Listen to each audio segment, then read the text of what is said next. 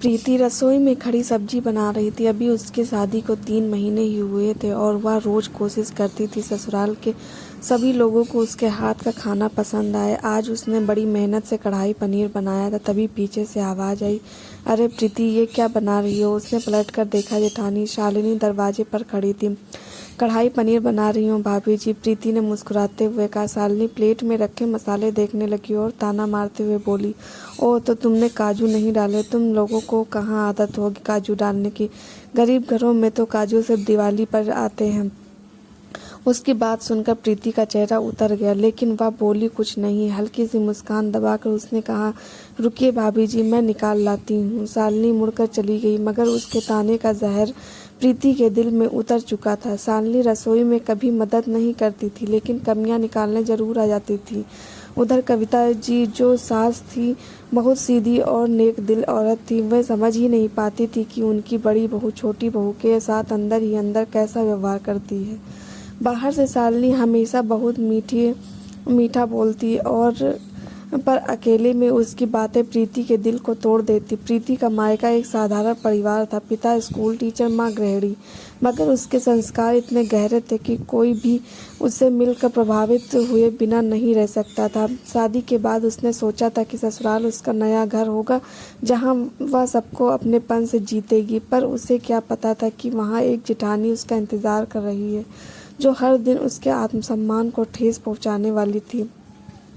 एक दिन वह सूजी का हलवा बना रही थी, तभी शालिनी रसोई में आई और बोली, हे भगवान, इतना सूखा हलवा, थोड़ा घी और डालो। बहन, हमारे घर में घी की कमी नहीं है, तुम्हारे घर में तो शायद तिल तिल करके इस्तेमाल करते होंगे।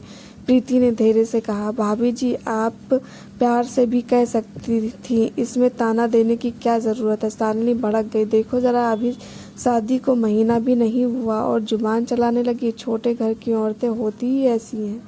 प्रीति ने फिर कुछ नहीं कहा, चुपचाप आंसू पोंछे और अपने काम में लग गई, पर मन में निश्चय किया, अब अगर फिर कभी अपमान हुआ तो वह चुप नहीं रहेगी। अगले दिन घर में कपड़े मंगवाए गए थे। सविता जी को दुकान की भीड़ पसंद नहीं थी, इसलिए वह घर पर ही साड़ियों का चयन करती थी। प्रीति और शालिनी दोनों बैठी थी।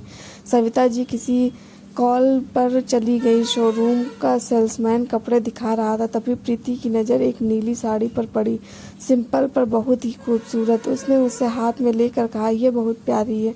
तभी शालिनी व्यंग में बोली, अरे तुम्हें क्या पता इसकी कीमत कितनी है? इतने में तो तुम्हारे पापा पूरे महीने का राशन ले आएंगे। शोरूम वाला भी सकपका गया। प्रीति का चेहरा सफ़ेद पड़ गया, आंखों में आंसू छलक आए। उसने चुपचाप साड़ी रख दी और उठने लगी।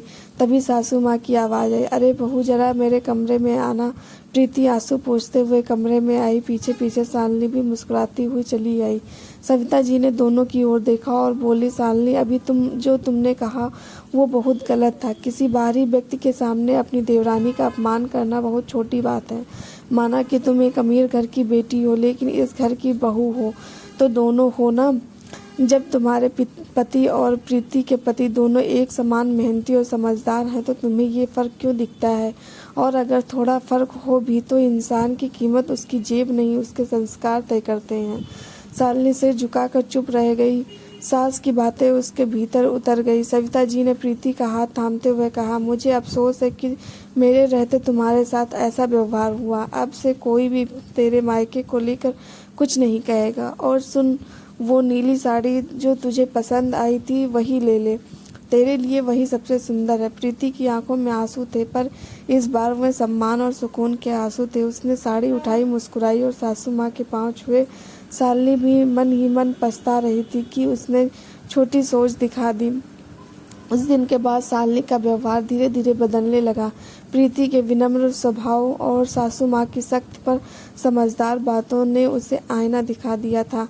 अब वह कभी प्रीति के मायकों को लेकर कुछ नहीं कहती थी, बल्कि कई बार रसोई में मदद भी करने लगी। प्रीति के लिए यह ससुराल अब सच में घर बन गया था।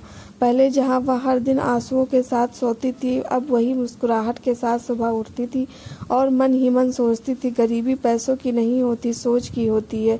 और जब सोच बड़ी हो जाए तो घर अपनेपन से भर जाता है। दोस्तों, अगर आपको ये कहानी अच्छी लगी हो तो लाइक, शेयर और सब्सक्राइब ज़रूर करना हमारे चैनल को। धन्यवाद दोस्तों।